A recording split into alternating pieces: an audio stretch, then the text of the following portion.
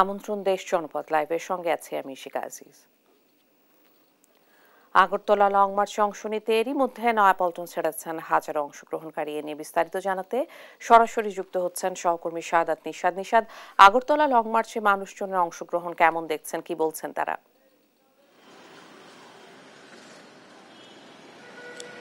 জি, যেমনটি বলছেন আসলে যে ছাত্রদল, যুবদল এবং স্বেচ্ছাসেবক দলের আজকে আগরতলা অভিমুখে যে লং মার্চ ছিল, সে লং মার্চটি 9:30 থেকেই তারা কিন্তু যাত্রা শুরু করেছে। এবং ইতিমধ্যে আমরা আসলে যেমনটি যদি এই যে লং মার্চ সম্পর্কে যদি একটু জানানোর চেষ্টা করি, সেটি মূলত 9টা থেকে 10টা পর্যন্ত তারা এখানে পল্টন থেকে তারা অভিমুখে যাত্রা করেছে। এবং বর্তমানে আমরা যতটুকু খবর নিয়ে জেনেছি, মোটামুটি তারা ঢাকা পার হয়েছে এবং সেখান থেকেই তারা যাত্রা থেকে যে আখাউড়া রয়েছে সেখানে তারা অবস্থান করবেন। সেখানে যে যাত্রা বিরতি ভৈরবে, সেখানে তারা যাত্রা বিরতি নেবেন। সেখান থেকে তারা সংক্ষিপ্ত যে পথযাত্রা করবেন, তারপরেই যে আখাউড়া সেখানে তারা অবস্থান নেবেন এবং সেইখানে গিয়ে তারা যে বার্তাগুলো দেবেন, মূলত যে ভারতীয় যে আগ্রাসনের বিরুদ্ধে মূলত তারা বার্তাগুলো পৌঁছাবেন। বিশেষ করে তাদের মিডিয়া যে গুজব প্রচার করছে এবং একই সাথে যে বাংলাদেশের ভারতীয় দূতাবাসে যে হামলার ঘটনা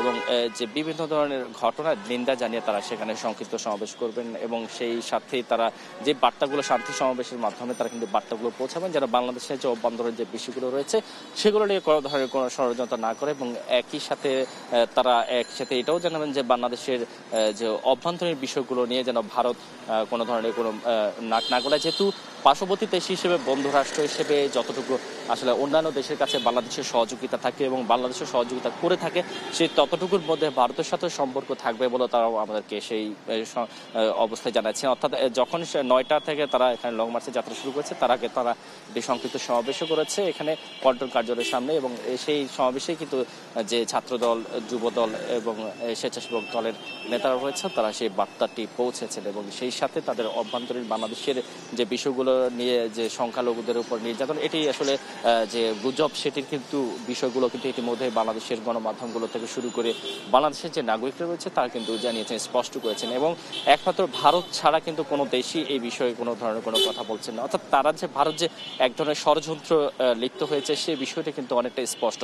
তবে এই বিষয়গুলো থেকে যেন বেরিয়ে আসে, অর্থাৎ আগের মতো যে সুসম্পর্ক ভারতের সাথে ছিল, আসলে সেই সম্পর্কগুলো যেন বজায় থাকে, সে বিষয়ে তারা কিন্তু যে আগরতলা যে তাদের ভারতের যে স্থলবন্দর রয়েছে, সেই স্থলবন্দর থেকে তারা কিন্তু জানাবেন বলে আমাদেরকে জানিয়েছেন। এবং তার আগে সেখানে শান্তি শৃঙ্খলাভাবে কিন্তু তারা তাদের পদযাত্রা করবেন, সেই বিষয়ে কিন্তু তারা আমাদেরকে স্পষ্ট করেছেন। এবং এখানে আসলে যে তাদের যে পুরো প্রস্তুতি, সেই প্রস্তুতিটা আমরা দেখেছি। এখানে কয়েক হাজার তাদের গাড়ি ছিল এবং সেই গাড়িগুলো নিয়ে কিন্তু তারা যাত্রা শুরু করেছে। এবং আমরা ইতিমধ্যেই যে সেখানের যে পদযাত্রা, সেই পদযাত্রার খোঁজখবর নিচ্ছি এবং সেক্ষেত্রে ইতিমধ্যে সেটি কিন্তু যাত্রার পথে রয়েছে এবং ঢাকা পার হয়েছে বলে আমরা জানাচ্ছি। তো সবকিছু মিলিয়ে আসলে এই লং মার্চের মূল উদ্দেশ্যই হচ্ছে যে ভারতের সাথে বাংলাদেশের যে আসলে এখন সম্পর্কে টানপোড়েন চলছে, সেই টানপোড়েন থেকে যেন উভয় দেশই আসলে আগের মতো সমঝোতা থাকে এবং সেই ধরনের এবং গুজব থেকে যেন ভারত বেরিয়ে আসে, সেই আহ্বানে থাকবেন বলে জানিয়েছেন ছাত্রদল, যুবদল এবং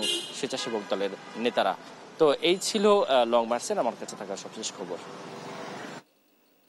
ধন্যবাদ আপনাকে। লং মার্চ নিয়ে বিস্তারিত জানছিলাম সহকর্মীর কাছে। আন্তর্জাতিক অপরাধ ট্রাইব্যুনালের চিফ প্রসিকিউটরের বিশেষ উপদেষ্টা হিসেবে কাজে যোগ দিয়েছেন টবি ক্যাডম্যান। কথা বলেছেন সাংবাদিকদের সঙ্গে। নিয়ে বিস্তারিত জানব সহকর্মী সাবরিনা মজুমদারের কাছে। সাবরিনা, টবি ক্যাডম্যান যোগ দিয়ে কি প্রত্যাশা করছে আন্তর্জাতিক অপরাধ ট্রাইব্যুনাল? বিচার কাজে গতি আসবে কিনা?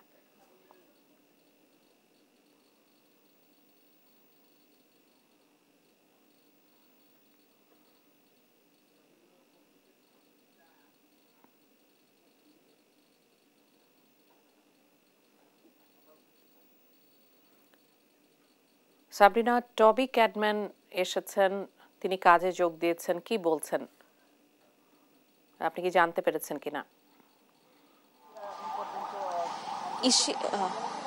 ইশিকা, আপনি যেমনটি জানেন যে জুলাই আগস্ট গণহত্যার বিচার যাতে স্বচ্ছভাবে হয় এই জন্যই কিন্তু চিফ প্রসিকিউটরের বিশেষ পরামর্শক হিসেবে টবি ক্যাডম্যানকে নিয়োগ দেওয়া হয়েছে এবং তিনি আজকে প্রথমবারের মতো আন্তর্জাতিক অপরাধ ট্রাইব্যুনালে এসে চিফ প্রসিকিউটর প্রসিকিউশন টিমের সাথে এবং তদন্ত সংস্থার প্রধানরা যারা আছেন তাদের সাথে বৈঠক করেছেন এই জুলাই আগস্ট গণহত্যার বিচার কিভাবে স্বচ্ছতার সাথে আসলে করা যায় সেই বিষয়ে। তো প্রায় 1 ঘন্টা যাবত আসলে এই বৈঠকটি হয়েছে এবং বৈঠকটি সকাল 9টা থেকে 10টা পর্যন্ত হয়েছে। এরপরেই তিনি সাংবাদিকদের সাথে প্রথম কথা বলেন। তো প্রথমে যখন আমরা চিফ প্রসিকিউটরের সাথে কথা বলি তিনি এটাই বলেছেন যে টবি ক্যাডম্যানকে আসলে বিচারিক প্রক্রিয়া যাতে আন্তর্জাতিক মানদণ্ডের সাথে হয় এই জন্যই টবি ক্যাডম্যানকে এই পরামর্শক হিসেবে নিয়োগ দেওয়া হয়েছে এবং তিনি যদি বলেছেন যে কোনো রকম ভাবে এই পুরো বিশ্বে যাতে বাংলাদেশে যে জুলাই আগস্ট গণহত্যার বিচার সেটিতে যাতে কোনো প্রশ্ন না তুলতে পারে সেজন্য তাদের যা উদ্যোগ নেওয়া দরকার তিনি তা নিয়েছেন এবং সেটি বলেছেন যে এই জন্যই টবি ক্যাডম্যানের তাদের সাথে বৈঠক করে জুলাই আগস্ট গণহত্যার বিচার আসলে কিভাবে করা যায় সেটি বলেছে। এরপরে টবি ক্যাডম্যানকে আসলে আমরা প্রশ্ন করি এবং সাংবাদিকদের সাথে কথা বলেন। তিনি যেটি বলেছেন যে এই যে আমাদের যে আন্তর্জাতিক অপরাধ ট্রাইব্যুনালে যে আইন অধ্যাদেশ জারি করা হয়েছে সেটি নিয়ে আসলে তিনি সন্তুষ্ট এবং সেটি যথেষ্ট আন্তর্জাতিক মানদণ্ডের সাথে হয়েছে এবং তিনি বলেছেন যে তিনি তার পেশাদারিত্বের সাথে স্বচ্ছতার সাথে যতটুকু সম্ভব তিনি আন্তর্জাতিক অপরাধ ট্রাইব্যুনালে জুলাই আগস্ট গণহত্যার বিচারে যতটুকু সম্ভব তিনি পেশাদারিত্বের সাথে আসলে তিনি কাজ করবেন এবং যেভাবে এরপরে সাংবাদিকরা আসলে প্রশ্ন করেন যে শেখ হাসিনার বিচারে আসলে তিনি কি বলতে চান। তিনি যেটি বলেছেন যে শেখ হাসিনার বিচারে আসলে এই বন্দি বিনিময় চুক্তিতে ভারতের কাছে তিনি আশাবাদী যে ভারত আসলে শেখ হাসিনাকে ফিরিয়ে দিবে জুলাই আগস্ট গণহত্যার জন্য। তবে আরেকটি যেটি জানিয়েছেন যে শেখ হাসিনাকে যদি ফিরিয়ে নাও দেওয়া হয় তাও আন্তর্জাতিক অপরাধ ট্রাইব্যুনালে আসলে বিচার কাজ কোনোভাবেই থেমে থাকবে না। পরিশেষে তিনি বলেন যে তিনি আসলে এখন পর্যন্ত যতটুকু কার্যক্রম হয়েছে বিচারিক কার্যক্রম আন্তর্জাতিক অপরাধ ট্রাইব্যুনালে জুলাই আগস্ট গণহত্যার জন্য সেটি নিয়ে আসলে তিনি সন্তুষ্ট এবং তিনিও আরো কিছু এই বিচারিক কার্যক্রমে অগ্রগতির জন্য কিছু করা যায় কিনা সেটি নিয়ে আরো বৈঠক করবেন এবং পরবর্তীতে সাংবাদিকদের তিনি এসব বিষয়ে জানাবেন। এই ছিল সর্বশেষ খবর আন্তর্জাতিক অপরাধ ট্রাইব্যুনাল থেকে। ইশিকা, ধন্যবাদ আপনাকে। অপরাধ ট্রাইব্যুনালের চিফ প্রসিকিউটরের বিশেষ উপদেষ্টা হিসেবে টবি ক্যাডম্যান যোগ দিয়েছেন। সর্বশেষ তথ্য জানছিলাম সহকর্মীর কাছে। ময়মনসিংহের বাজারে এখনো কাটেনি সয়াবিন তেলের সংকট। বিস্তারিত জানাতে সরাসরি যুক্ত হচ্ছেন সহকর্মী ইলিয়াস আহমেদ। ইলিয়াস, দাম নিয়ে কি বলছেন ক্রেতা বিক্রেতারা?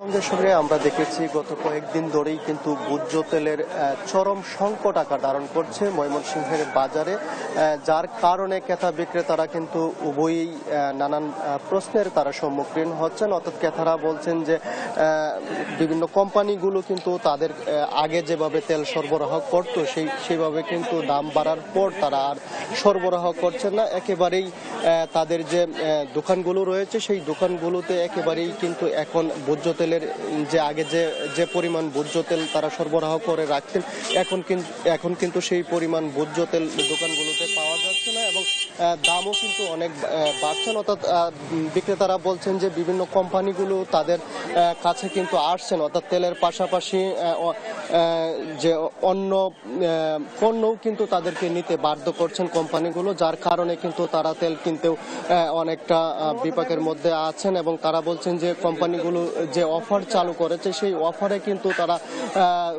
তেল ক্রয় করে কিন্তু তারা বিক্রি করতে পারছেন না, যার কারণে তারা কিন্তু অনেকটাই সংকটের মধ্যে অর্থাৎ বিপাকের মধ্যে রয়েছেন। সেই বিষয়টি কিন্তু ব্যবসায়ীরা বলছিলেন আর ভোক্তারা বলছেন যে কিছুদিন পরই ভোজ্য তেল সহ নিত্য প্রয়োজনীয় পণ্যের যে হারে দাম বাড়ছে সেই কারণে কিন্তু তাদের চলাটা অনেকটাই দায় হয়ে পড়েছে। আমরা দেখেছি যে ময়মনসিংহের বাজারে কিন্তু এখন প্রতি লিটার তেল বিক্রি হচ্ছে 170 টাকা প্রতি লিটার তেল কিন্তু বিক্রি হচ্ছে, তাদের কেনা হচ্ছে 166 টাকা করে ব্যবসায়ীরা সেই তেল কিনেছেন, অর্থাৎ 5 লিটার বোতলজাত তেলের দাম তারা কিন্তু প্রায় 153 টাকা করে তাদের কেনা হচ্ছে এবং সেটি কিন্তু 160 টাকা 165 টাকা করে তারা বিক্রি করতে পারছেন, সেই বিষয়টি বলছিলেন। এবং বিভিন্ন কোম্পানি যে তেলের সঙ্গে অন্যান্য জিনিসপত্র রাখার জন্য বাধ্য করছেন সেটি নিয়ে কিন্তু অনেকটাই বিপাকের মধ্যে রয়েছেন, অর্থাৎ 5 লিটার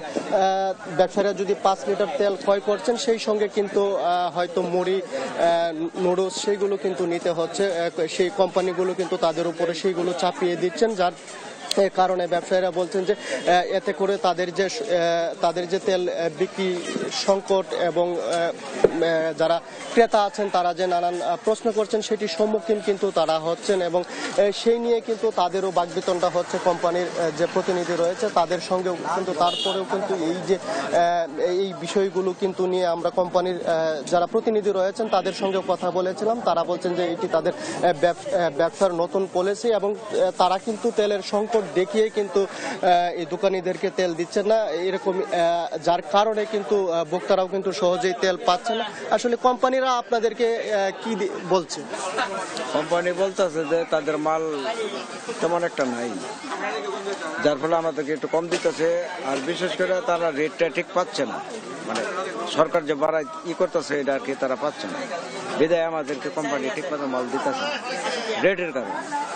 সরকারের সাথে তাদের যে আলাপ আলোচনা সেটা হয়তো একমত হইতেছে না, বিদায় আমরা মাল ঠিক মতো পাচ্ছি না। এখানকার যে দোকানি রয়েছেন তিনি কিন্তু বলছিলেন যে নতুন দাম নির্ধারণ করার পরেও কোম্পানির সঙ্গে কিন্তু তাদের সরকারের সঙ্গে যে কোম্পানিদের যে আলোচনা সেটি সুরাহা না হয় এখনো পর্যন্ত কিন্তু বাজারে ভোজ্য তেলের যে সংকট দেখা দিয়েছে সেটি কিন্তু অব্যাহত রয়েছে এবং তারা বলছেন যে হয়তো কিছুদিনের মধ্যে কোম্পানির সঙ্গে সরকার প্রতিনিধিদের যে আলোচনা সেটি যদি ফলপ্রসূ হয় তাহলেই কিন্তু নতুন দামে যে তেল সেটি কিন্তু বাজারে সরবরাহ বাড়বে, সেই বিষয়টি বলছিলেন। এবং তারা বলছেন সরবরাহ বাড়লে ভোক্তা যারা আছেন তারা কিন্তু সহজেই তেল পাবেন এবং ভোক্তারা বলছেন যে প্রতি লিটারে 8 টাকা বৃদ্ধি করা হয়েছে, এটি কিন্তু তাদের উপরে মরার উপরে খাড়ার ঘা হয়েছে এবং এই বিষয়টি কিন্তু বিবেচনায় নেওয়ার দাবি কিন্তু তারা জানিয়েছেন। এই ছিল আমার কাছে ময়মনসিংহের বাজার থেকে ভোজ্য তেল নিয়ে সর্বশেষ। ইলিয়াস, অনেক ধন্যবাদ আপনাকে। সাভারে প্রত্যাশা অনুযায়ী কমছে না মাছ, মাংস, শাকসবজির দাম, বিপাকে নিম্ন আয়ের মানুষ। বিস্তারিত জানাতে যুক্ত হচ্ছেন সহকর্মী দেওয়ান ইমন। ইমন, কেন কমছে না দাম আর কি বলছেন বিক্রেতারা?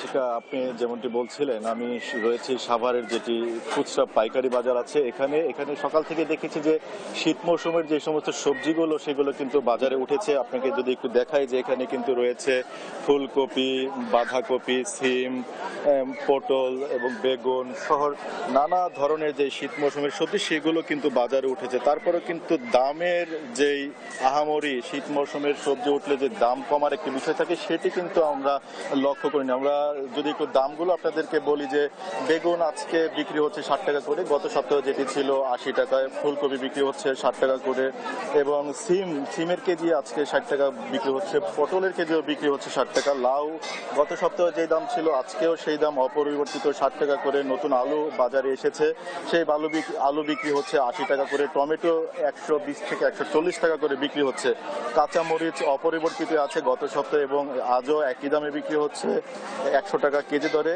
একটু যদি আপনাদেরকে এই পাশে একটু মুরগির বাজারটিকে যদি দেখাই, যে মুরগির মাংসের জন্য অনেকেই এসেছেন এখানে, যেহেতু নিম্ন আয়ের মানুষ থাকেন অন্যান্য মাংসের তুলনায় মুরগির প্রতি তাদের একটু আগ্রহটা বেশি থাকে, সেই মুরগির বাজার কিন্তু আজকে আমরা সকাল থেকে দেখেছি এবং যেটি বলছে ক্রেতারা যে 170 টাকা কেজি করে বিক্রি হচ্ছে ব্রয়লার মুরগি।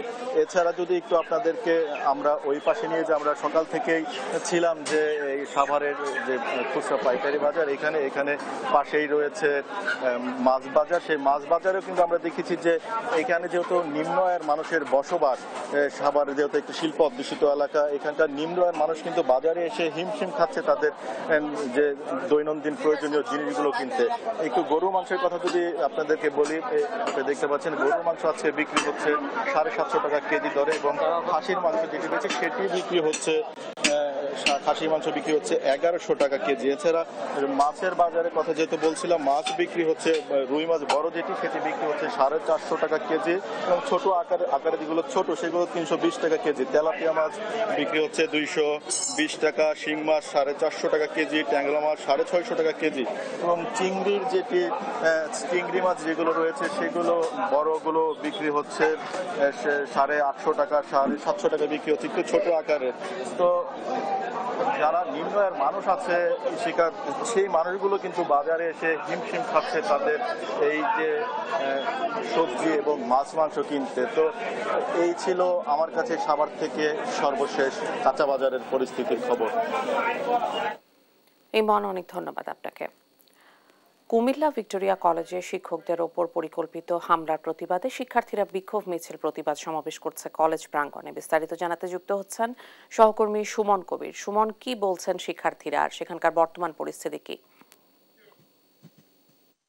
শিখা, আপনাকে আমি জানিয়ে রাখি, আসলে একটা ন্যাক্কারজনক ঘটনা ঘটেছে কুমিল্লা ভিক্টোরিয়া কলেজে। আপনাকে বলি, গত 9 ডিসেম্বর রাত 9টার দিকে শিক্ষকদের উপর হামলা, অনুপ্রবেশ এবং যারা মাদক সেবনকারী এবং সন্ত্রাসী যারা রয়েছে তারাই আসলে মূলত এই ঘটনাটা ঘটিয়েছে। তবে এখানকার যারা সাধারণ শিক্ষার্থী রয়েছেন ভিক্টোরিয়া বিশ্ববিদ্যালয় কলেজের, তারা আসলে এটা প্রতিবাদে আসলে আজকে আমরা দেখছি সকাল থেকে ক্যাম্পাসটা মোহনমো আসলে প্রতিবাদ করেছেন, বিক্ষোভ মিছিল করে তারা প্রতিবাদ সমাবেশ করেছেন। আমি একটু জানিয়ে রাখি, এই বিষয়ে আসলে বিস্তারিত জানাবেন আমাদেরকে সাধারণ ছাত্রের সাথে কথা বলছি। আসলে কি ঘটনা ঘটেছে, আপনার নিরাপত্তার কি চাচ্ছে? আসলে যে ঘটনা ঘটেছে সেটা পুরো জাতির জন্য লজ্জাজনক। আপনারা হয়তোবা এখন অনেকেই জানে আমাদের 2টা ক্যাম্পাস, আমাদের একটা ইন্টার ক্যাম্পাস, একটা ডিগ্রি ক্যাম্পাস ভিক্টোরিয়ার। সেই ভিক্টোরিয়ার 125 বছরের ইতিহাসে এরকম ঘটনা ঘটেছে কিনা আমি জানি না। তবে গত 9 ডিসেম্বর রাত 9টার দিকে আমাদের বর্তমান অধ্যক্ষ প্রফেসর আবুল ভাষার ভুইয়া স্যারের উপর বহিরাগত কিংবা সুপরিকল্পিত সন্ত্রাস বাহিনী ককটেল মারে, এছাড়াও প্রাণঘাতী হামলা করে, যেটা আমাদের ছাত্র হিসেবে মেনে নিতে খুব কষ্ট হচ্ছে। আমরা 24-এর বিপ্লবে অংশগ্রহণ করেছিলাম সেই ভিত্তিতে যে শিক্ষকদের সম্মান, যে শিক্ষকদের যৌক্তিক সম্মান, সেটা আমরা দিব তাদেরকে। সেই আশা নিয়ে আমরা আন্দোলনে ডেকেছিলাম সাধারণ জনগণকে, সেই আশা নিয়ে মানুষ এসেছিল। সুতরাং সেই আশাকে পরিপূর্ণ করার পথে যদি কোনো বাধা আসে, সেটাকে আমরা একদম নির্মূল করার জন্য সব সময় থাকবো।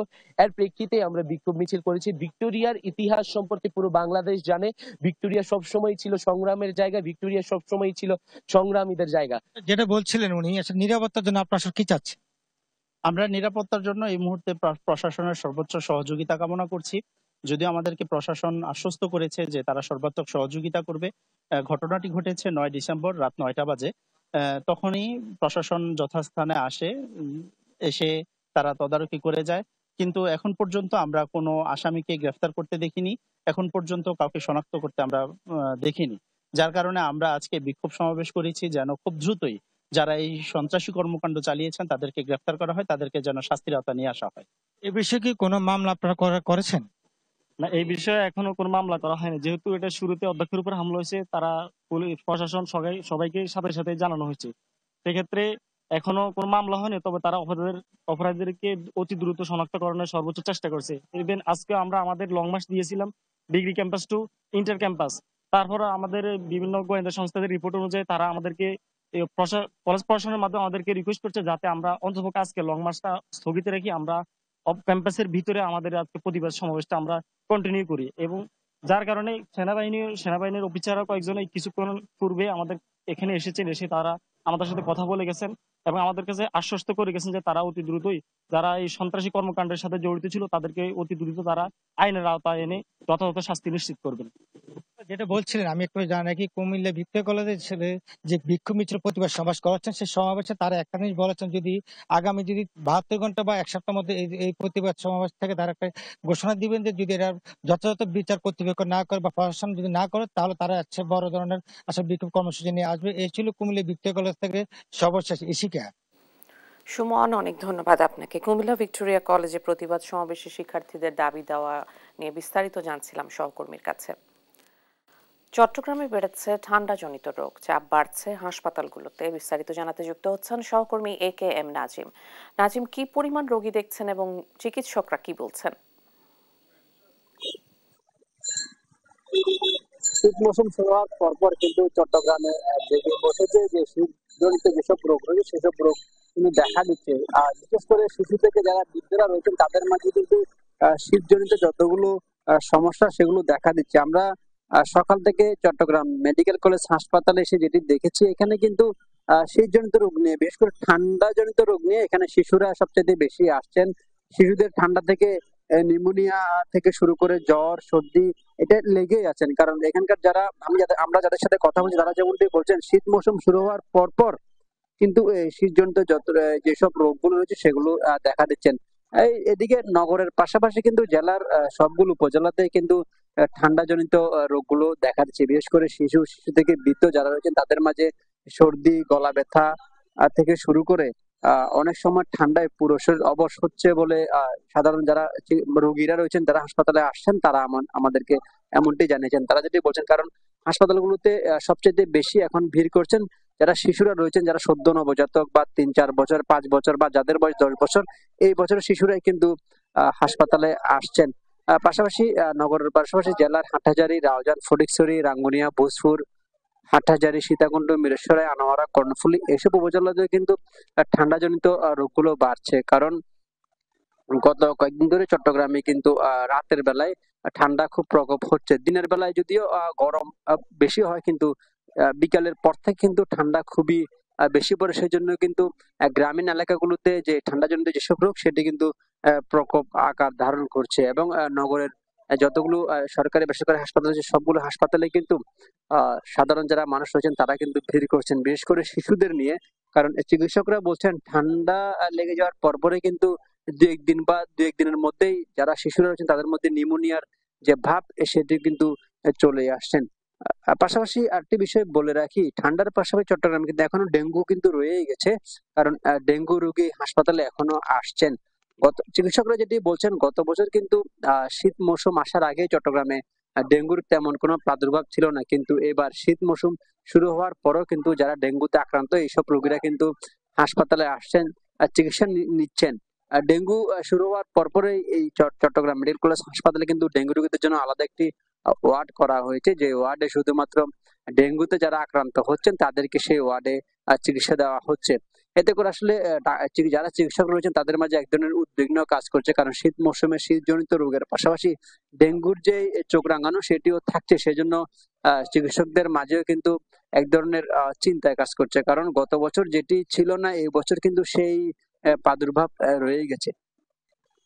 আরেকটি কথা জানিয়ে রাখি, শীতজনিত যেসব রোগ দেখাচ্ছে সেটাতে সবচেয়ে বেশি আসলে শিশুদের হওয়ার কারণে তাদের পরিবারের সদস্যদের মাঝে বা বাবা মার মাঝে কিন্তু উদ্বিগ্ন বাড়ছে। সেই জন্য তারা নিকটস্থ হাসপাতাল বা চিকিৎসকদের শরণাপন্ন হচ্ছেন। কিন্তু শীত হওয়ার মানে শীতের রোগ হওয়ার পর বা ঠান্ডা লেগে যাওয়ার পরে কিন্তু যারা হাসপাতালে বা চিকিৎসকের কাছে যাচ্ছে না তাদের জন্য কিন্তু এটি দুশ্চিন্তার কারণ বলছেন চিকিৎসকরা। কারণ হচ্ছে যে ঠান্ডা লাগার পরে কিন্তু শিশুদের ৩-৪ দিন পরেই নিউমোনিয়ার ভাব চলে আসে বা গলা ব্যথা, কাশি এগুলো দেখা দিচ্ছে। সেই জন্য চিকিৎসকরা যারা যেটি বলছেন, ঠান্ডাজনিত রোগ দেখা দেওয়ার পরপরই ভালো কোনো বিশেষজ্ঞ চিকিৎসক বা নিকটস্থ স্বাস্থ্য কমপ্লেক্সে যাওয়ার পরামর্শ দিচ্ছেন চিকিৎসকরা। চমেক হাসপাতাল থেকে এই ছিল আমার কাছে সর্বশেষ। ধন্যবাদ আপনাকে নাজিম। ভারতীয় আগ্রাসনের প্রতিবাদে রাজারবাগ থেকে প্রেস ক্লাব অভিমুখে রোড মার্চ করছে পুলিশের সাবেক কর্মকর্তারা। এ নিয়ে বিস্তারিত জানাতে সরাসরি যুক্ত হচ্ছেন সহকর্মী শাহাদাত নিশাদ। শাহাদাত নিশাদ, কি বলছেন তারা?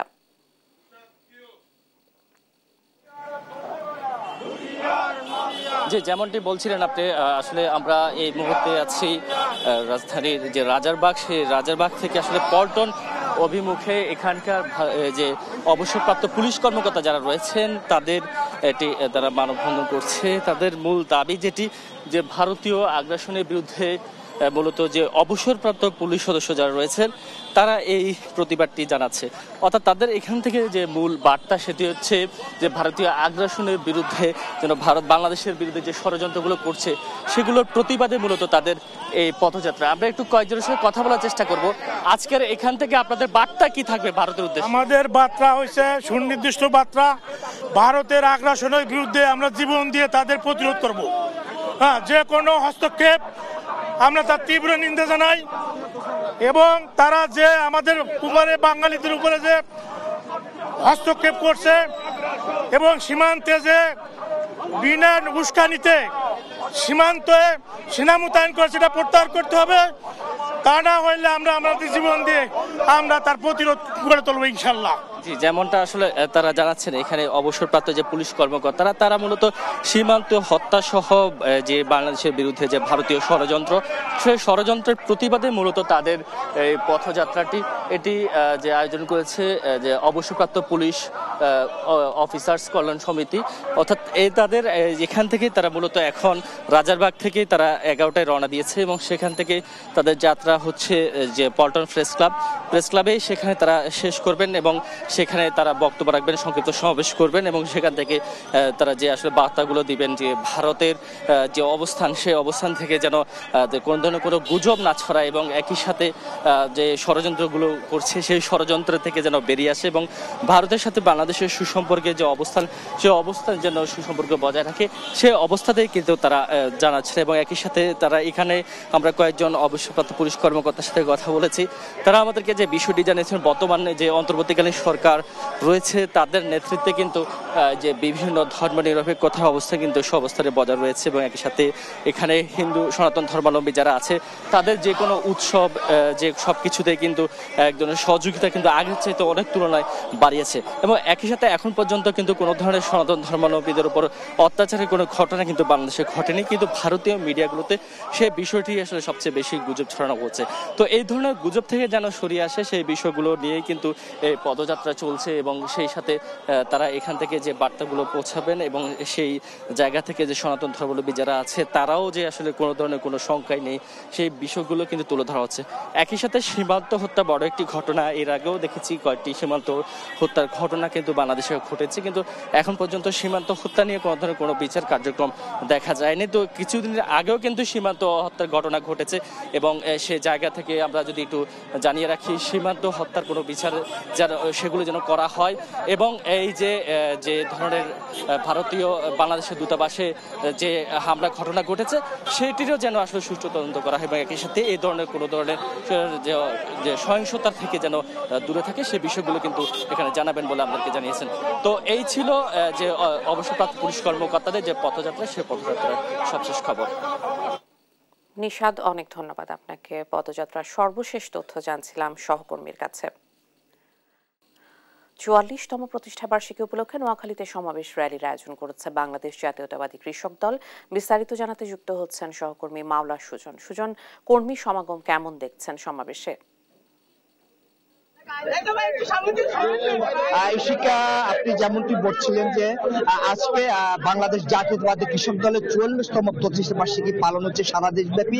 এর অংশ হিসেবে নোয়াখালীত কৃষক দলের ৪৪তম প্রতিষ্ঠাবার্ষিকী আয়োজন করা হচ্ছে। আপনি নিশ্চয়ই দেখতে পাচ্ছেন যে এখানে প্রতিষ্ঠাবার্ষিকী উপলক্ষে যে সমাবেশ অনুষ্ঠিত হচ্ছে সে সমাবেশে বিপুল সংখ্যক বিএনপি অঙ্গ সংগঠনের নেতাকর্মী কিন্তু উপস্থিত রয়েছে। একই সাথে সমাবেশের পর অনুষ্ঠিত হবে বর্ণাঢ্য র্যালি। সেই র্যালিতে যে যারা সভাপতি হচ্ছেন তারা অংশগ্রহণ করবেন। এইবারে কৃষক দলের প্রতিপাদ্য বিষয় হচ্ছে ফলাফল ফসল গর্বদেশ, গণতন্ত্রে বাংলাদেশ। তো এই প্রতিপাদ্যকে সামনে রেখে সারা দেশব্যাপী কৃষক দলের প্রতিষ্ঠাবার্ষিকী পালিত হচ্ছে। তো এই বাংলাদেশ জাতীয় কৃষক দলের প্রতিষ্ঠাবার্ষিকী উপলক্ষে যে নোয়াখালীতে সমাবেশ র্যালি হবে, সেই সমাবেশ এবং র্যালিতে উপস্থিত রয়েছেন বাংলাদেশ জাতীয়তাবাদী দল বিএনপির কেন্দ্রীয় ভাইস চেয়ারম্যান মোহাম্মদ শাহজাহান, প্রধান অতিথি উপস্থিত রয়েছেন। একই সাথে উপস্থিত রয়েছে জেলা বিএনপি অঙ্গ সংগঠনের নেতৃবৃন্দ। তো যে 1980 সালের এই দিনে বাংলাদেশ জাতীয়তাবাদের প্রবর্তক বাংলাদেশ জাতীয়তাবাদী দল বিএনপির প্রতিষ্ঠাতা শহীদ প্রেসিডেন্ট জিয়াউর রহমান কৃষক বাঁচলে বাংলাদেশ বাঁচবে এই স্লোগানকে বুকে লালন করে বাংলাদেশ জাতীয়তাবাদী কৃষক দল গঠন করেছিলেন। তারা আঙ্গিকে বাংলাদেশ জাতীয়তাবাদী কৃষক দল আজকে ৪৪তম বর্ষে পদার্পণ করেছেন। আপনাকে আরেকটি তথ্য জানিয়ে রাখতে চাই, গত 16 থেকে 17 বছর নোয়াখালীতে কৃষক দল কোন সভা সমাবেশ করতে পারে না বা র্যালি করতে পারে না। যে আনন্দ ঘন মুহূর্তে তারা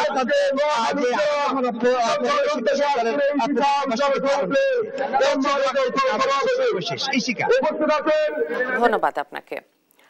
তথ্যই শক্তি, জানবো জানাবো, দুর্নীতি রুখবো, এই স্লোগানে সাতক্ষীরায় অনুষ্ঠিত হচ্ছে 2 দিন ব্যাপী তথ্য মেলা। এই নিয়ে বিস্তারিত জানাতে যুক্ত হচ্ছেন সহকর্মী শরীফুল্লাহ কায়সার সুমন। সুমন, কি কি আয়োজন থাকছে এই মেলায়?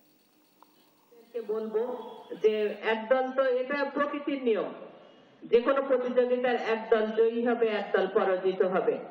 তো যারা পরাজিত হবে তারা যেন এটাকেই ব্যর্থতাজনক সফলতার চাবিকাঠি হিসাবেই কিন্তু মেনে নিতে হবে, যে আমাদের যে ভুল ত্রুটি হয়েছে সেগুলো আমরা সংশোধন করে আরো সফলতার দিকে এগিয়ে যাব। ইশিকা দাঁড়িয়ে আছে সাতক্ষীরার যে শহীদ আব্দুর রাজ্জাক পার্কের তথ্য মেলা অনুষ্ঠিত হচ্ছে, সেই তথ্য মেলাতে এখানে এই মুহূর্তে আয়োজনের একেবারে আজকের শেষ দিনের যে বিতর্ক প্রতিযোগিতা, আলোচনা সভা, বিতর্ক প্রতিযোগিতা সেগুলোই চলছে। আপনি দেখতে পাচ্ছেন যে এখানে বিভিন্ন স্টল রয়েছে, এই স্টলগুলোতে সরকারি বেসরকারি বিভিন্ন প্রতিষ্ঠানের তথ্য দেওয়ার কাজটি হচ্ছে এবং কিছু কিছু প্রতিষ্ঠান দেখা যাচ্ছে আবার তারা তথ্য দেওয়ার ক্ষেত্রে দেখা যায় যে আসলে আন্তরিকতার ঘাটতিও আমরা দেখতে পাচ্ছি। দেখা যাচ্ছে যে এই যে সমবায় অফিস, আমরা দেখতে পাচ্ছি সমবায় অফিস, এখানে দায়িত্বশীল লোকই নেই। আমরা দেখতে পাচ্ছি যে শিল্পকলা একাডেমি, সেখানে কিন্তু দায়িত্বশীল একজনকে দেখতে পাচ্ছি কিন্তু কোনোভাবেই আছেন, কিন্তু আপনাদের দায়িত্বশীল লোক কোথায়? আপনাদের যিনি দায়িত্বশীল লোক তিনি কোথায়? আমাদের কালচারাল অফিসে। তিনি জানেন না যে দায়িত্বশীল লোক কে, তিনি জানেনই না। এখানে জেলা প্রাথমিক শিক্ষা অফিস আছে, তারা আসলে এখানে আছেন, দুইজন ব্যক্তি আছেন, তারা তাদের কাজে ব্যস্ত আছেন। এখানে মহিলা বিষয়ক অধিদপ্তর, পরিবার পরিকল্পনা কার্যালয় সবাই সবার তথ্য দেওয়ার জন্য এখানে অপেক্ষমান আছেন। আর উপজেলা ভূমি অফিস আছে এখানে। এই সব জায়গার তথ্যগুলো মানুষ আসলে পেতে চায়, মানুষ আসলে কতটা পাচ্ছে এখন সেটা দেখবার বিষয়, যে মানুষ আসলে কতটা তথ্য পাচ্ছে। আমরা একটু পাসপোর্ট অফিসের এখানে যাচ্ছি। আপনার পরিচয়? মোহাম্মদ আব্দুর রহমান, সহকারী হিসাবরক্ষক, আঞ্চলিক পাসপোর্ট অফিস সাতক্ষীরা। আচ্ছা, কি কি সেবা এখানে জানাচ্ছেন, কি কি তথ্য জানাচ্ছেন? আমরা সেবা গ্রহীতাদের যারা ই পাসপোর্ট সম্পর্কে জানতে আসতেছে, ই পাসপোর্টে আবেদনের প্রক্রিয়া এবং কিভাবে তারা আবেদন ফর্মটা ফিল আপ করবে এবং কি কি সতর্কতা অবলম্বন করবে সেগুলো আমরা তাদেরকে দিক নির্দেশনা দিই। সুমন, ধন্যবাদ আপনাকে। যথাযথ পরিকল্পনার অভাবে চাঁপাইনবাবগঞ্জের শিবগঞ্জ উপজেলায় স্কুল কলেজের পাশেই জমে থাকছে ময়লার স্তূপ। বিস্তারিত জানাতে যুক্ত হচ্ছেন সহকর্মী তারেক রহমান। তারেক, এই ভোগান্তি নিয়ে কি বলছেন জনসাধারণ, আর সমস্যা নিরসনে প্রশাসন কোনো উদ্যোগ নিচ্ছে কিনা?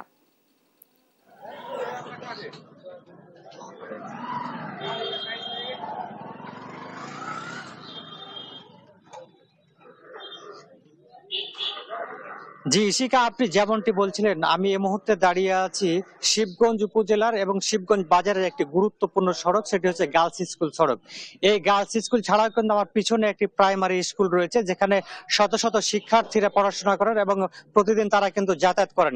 এছাড়া আবার ডান পাশে কিন্তু একটি কিন্ডার গার্ডেন স্কুল রয়েছে। এই স্কুলগুলো থাকার পরে কিন্তু একটি গুরুত্বপূর্ণ সড়কের পাশেই কিন্তু সকাল থেকে সন্ধ্যা পর্যন্ত এবং গভীর রাত পর্যন্ত কিন্তু ময়লার আবর্জনা স্তূপ জমে থাকে এবং খোলা জায়গায় কিন্তু মানুষ কিন্তু মলমূত্র ত্যাগ করে এবং এতটাই দুর্গন্ধ যে একেবারে স্বাস্থ্য ঝুঁকিতে রয়েছে এখানকার শিক্ষার্থীরা। কিছুক্ষণ আগে আমার সাথে কথা হয়েছিল শিবগঞ্জ পৌরসভার একজন ঊর্ধ্বতন কর্মকর্তার সাথে, তিনি আমাকে যে বিষয়টি জানিয়েছেন কি যে আসলে এখানে কিছুদিন আগেও কিন্তু ফুলের গাছ দিয়ে এই জায়গাটা যেন পরিষ্কার পরিচ্ছন্ন রাখা যায় সে বিষয়টি তারা কিন্তু দেখভাল করছিলেন, কিন্তু হঠাৎ করে এই জায়গাটি কিন্তু এখন ময়লার স্তূপে পরিণত হয়েছে। সেই ক্ষেত্রে এখানকার যারা শিবগঞ্জ গার্লস স্কুল আছে এবং যে প্রাইমারি স্কুল আছে, প্রাইমারি স্কুলের শিক্ষার্থীরা কিন্তু স্বাস্থ্য ঝুঁকিতে রয়েছে বলে আমাদেরকে জানিয়েছেন। আমরা এই মুহূর্তে একটু জানতে চাই, এখানকার একজন বৈষম্য বিরোধী ছাত্র নেতা আছে, তার কাছ থেকে জানবো কি যে আসলে এই যে ময়লার ভাগাড় থেকে সেক্ষেত্রে আপনাদের কি কি সমস্যাগুলো হয়, একটু যদি সংক্ষেপে বলতেন। এখানে সব থেকে বড় সমস্যা যে এখানে প্রাতিষ্ঠানিক ভাবে এখানে ময়লার স্তূপ করা হয়েছে, কারণ পৌরসভার যে গাড়িগুলো তারা এখানে এসে ময়লা ফেলে এবং এখান থেকে ময়লা তুলে। আর সব থেকে বড় প্রবলেম, এখানে তিনটে প্রতিষ্ঠানে একটা রোডে, আমাদের এই সরকারি প্রাথমিক বিদ্যালয়, গার্লস স্কুল এবং কিন্ডারগার্টেন স্কুল একটা আছে। সকাল 7টার দিকে তারা যখন এখান থেকে যাতায়াত করে, 7:30টার দিকে যাতায়াত করে, ঠিক সেই সময় এখানে ময়লাগুলো ফেলে। ধন্যবাদ আপনাকে। এই ছিল এখনকার দেশ জনপদ লাইভ। পরের বুলেটিন দেখার আমন্ত্রণ রইল। ধন্যবাদ।